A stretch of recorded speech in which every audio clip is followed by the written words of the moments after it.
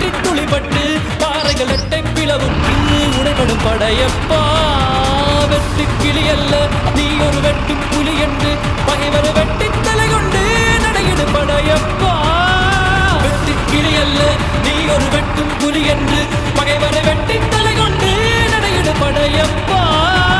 மிக்க துணிவுண்டு இளைஞர்கள் பக்க துணை உண்டு உடனர பக்க படையுண்டு முடிவெடு படையப்பா.